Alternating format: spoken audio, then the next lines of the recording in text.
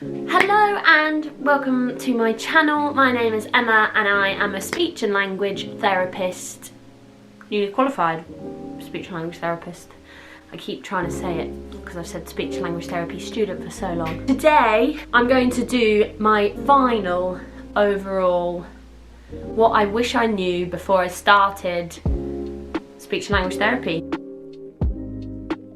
I think it will also apply to the undergraduate and maybe, probably even other healthcare courses, just because you have placements and it's an intense course like many of the others are. Just some information if you don't know who I am. I just finished the Masters.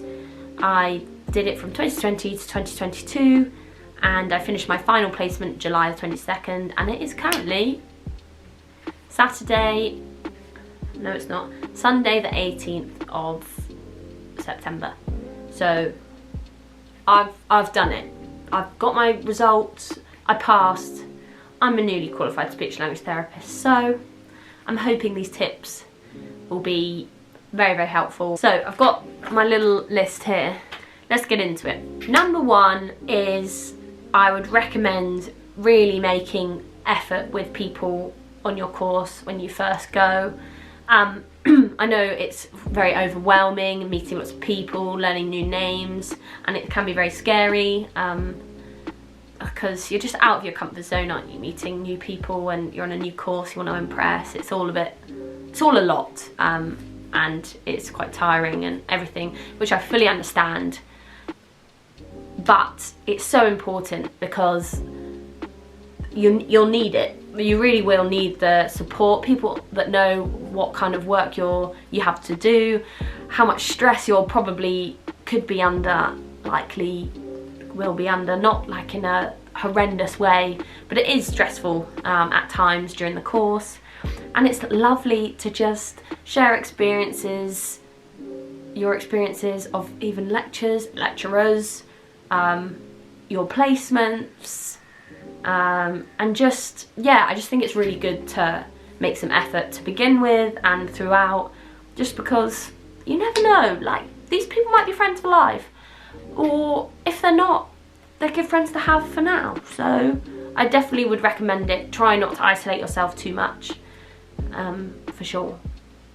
Even things like setting up group chats and stuff when you're making groups during lessons and lectures and stuff like that. Try and do it that way if you don't want to be as direct, you know. Just be like, oh, should we make a group chat for this project or this, whatever. I think it's good to do. So that's the first one. And then I guess following on from that as well is, I think, always be professional, and you're going into a role that you are going to be a professional in. So I do think, you know, acting professionally during lectures to lecturers and everything like that, it really sets you up well to start with.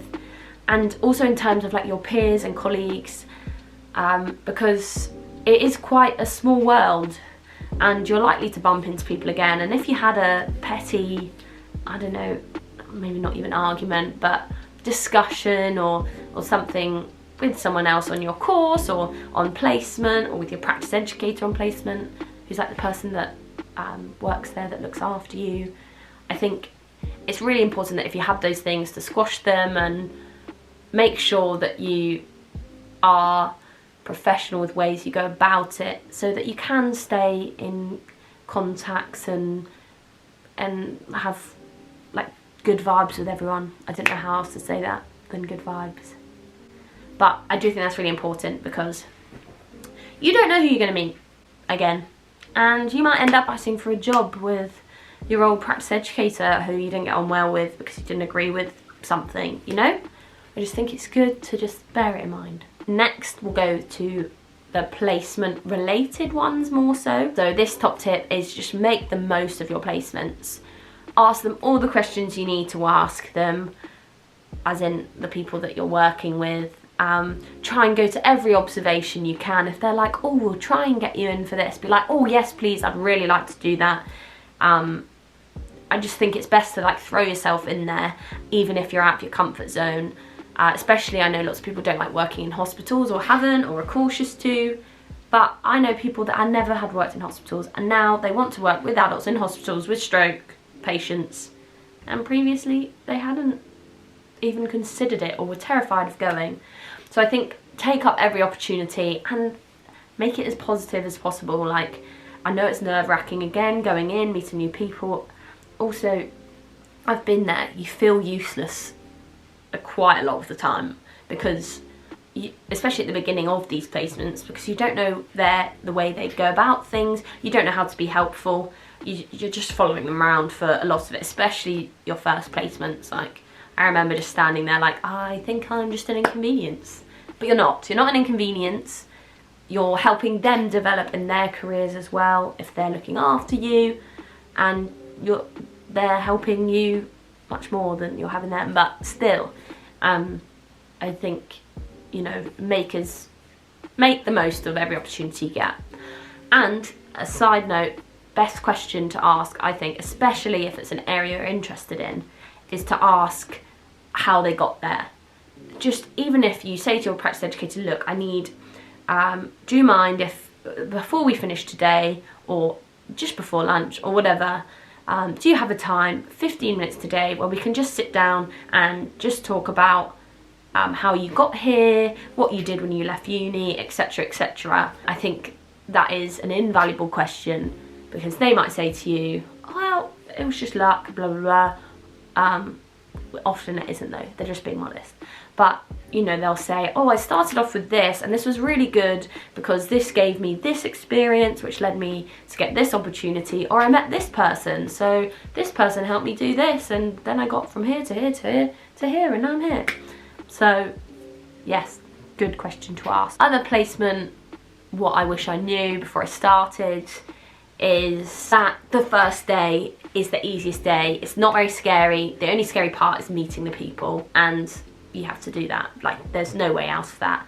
But the rest of the day, they're not gonna like throw you straight in the deep end. You're mostly on your first day, it's all induction, it's admin. They show you around the place, you meet all the team, you have to fill out some, I don't know, forms and your fire safety. So it's not as scary as you might think, especially if you're going into your first placement ever. It's very nerve-wracking.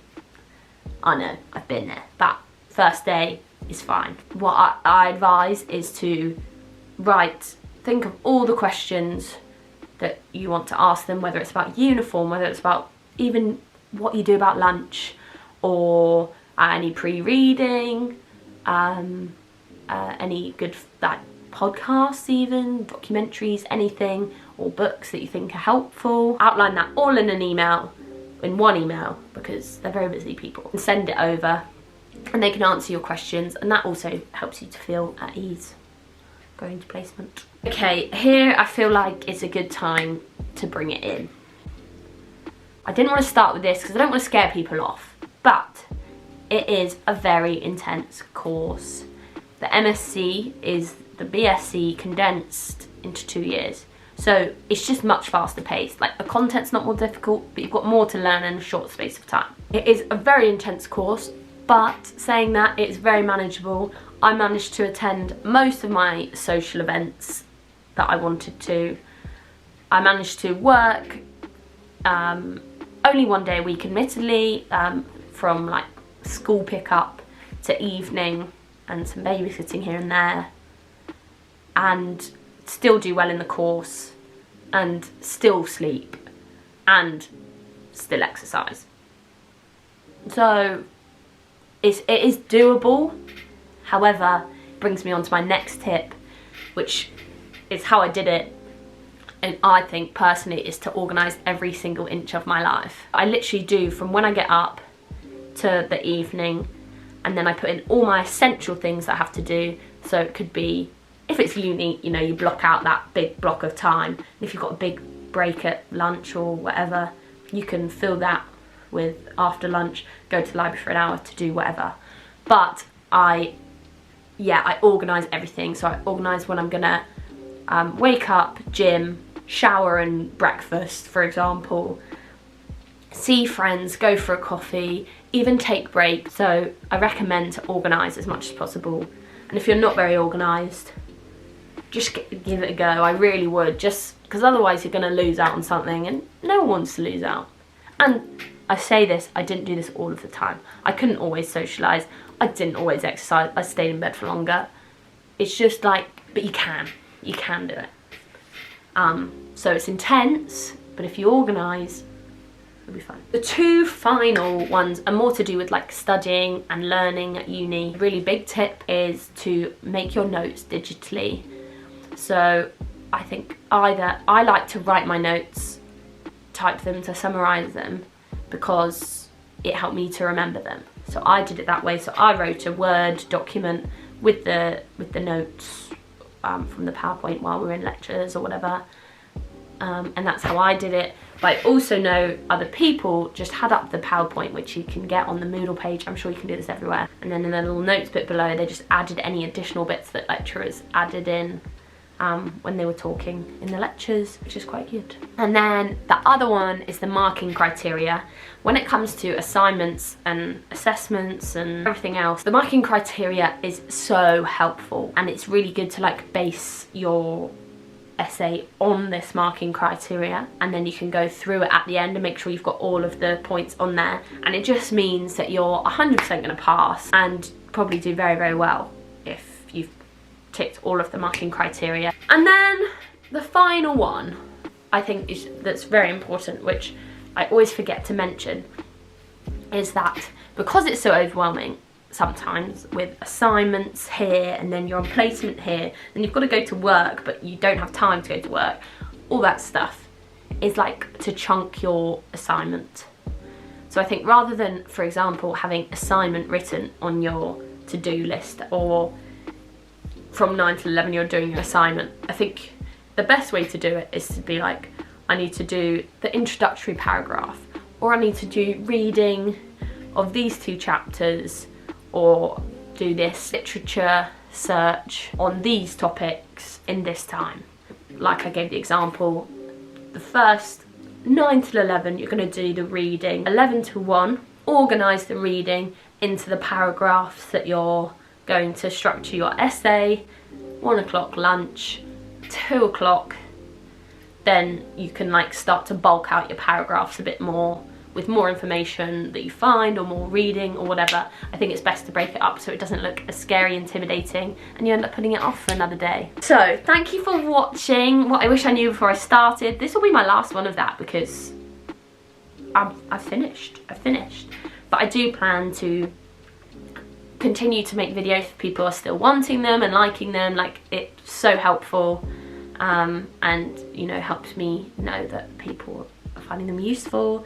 And then if you've got any questions, please comment them below, and if you want to see anything in particular, then please also comment it below and I'll see what I can do. Thank you for watching. Bye.